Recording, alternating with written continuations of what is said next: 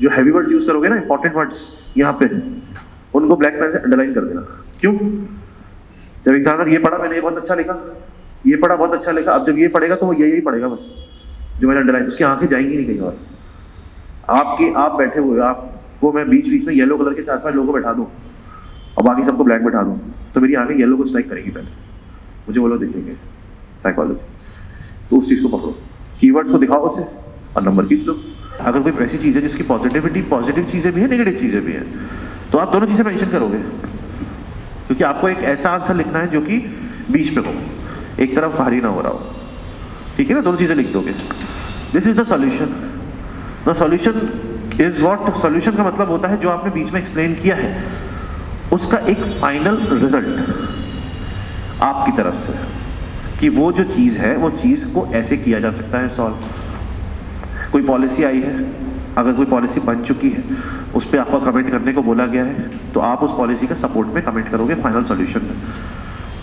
Government ने policy बना दी, पास हो चुकी है वो चीज़, फाइनल आ चुकी है, तो आप उस पर क्वेश्चन नहीं करोगे, मैंने आपको समझाया है, आप उसके सपोर्ट में सॉल्यूशन दोगे कि हाँ ये पॉलिसी इसलिए सही है और इसलिए इसको लागू किया गया है और इससे लोगों का इससे फायदा हुआ है, दैट्स इट। 2 से 3 लाइन में कंक्लूजन लिख के छोड़ दोगे। कंक्लूजन ऐसा होना चाहिए जिसको पढ़ने के बाद एग्जामिनर के दिमाग में क्वेश्चन ना रह जाए। बहुत सारे आंसर्स ऐसे होते हैं कि एग्जामिनर आंसर पढ़ता है, उसके बाद उसको समझ में नहीं आता कि इस पूरी चीज़ों का आउटपुट क्या है।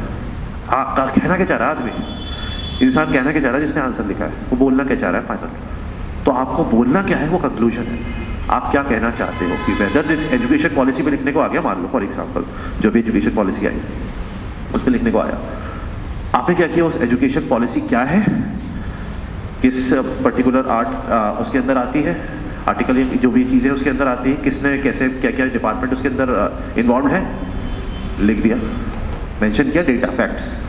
एजुकेशन पॉलिसी में क्या क्या चीज़ें हैं नहीं, वो यहाँ मेंशन कर दी। क्या क्या चीज़ें पुरानी में थी और अब नई में एड ऑन हुई हैं, वो यहाँ मेंशन कर दी।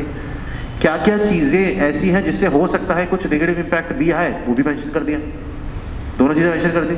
नाउ ये पूरा एक्सप्लेन कर दिया है, डेटा फैक्ट्स आपके पास है, इधर आ जाओ। पूरी एजुकेशन पॉलिसी को गवर्नमेंट का पूरा सपोर्ट है, इट मीन्स दैट हमें ये जो कंक्लूजन है ये पॉजिटिव साइड जाते हुए उस पॉलिसी के सपोर्ट में लिखना है। कंक्लूजन ये कहता है ऐसे करके कि जो भी चेंजेस इस पॉलिसी की वजह से आ रहे हैं, क्योंकि ब्रिटिश की बनाई हुई पॉलिसी लोग फॉलो कर रहे थे आज तक, एजुकेशन सिस्टम वही चल रहा था हमारा, तो इंडिया को भी चेंजेस चाहिए। तो ये एक अच्छा इनिशिएटिव है, इस इनिशिएटिव से इस तरीके से फायदा होगा। This is the solution. समझ में आ गया?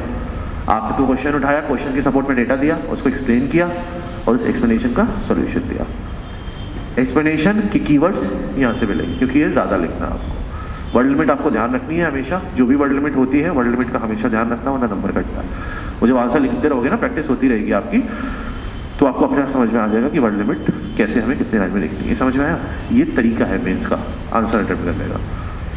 मेंस में नंबर लाना आसान है, बस आपको 2 चीज़ों का ध्यान रखना। एक तो राइटिंग आपकी क्लियर होनी चाहिए कि जो लिख रहे हो वो सामने वाले को दिखे।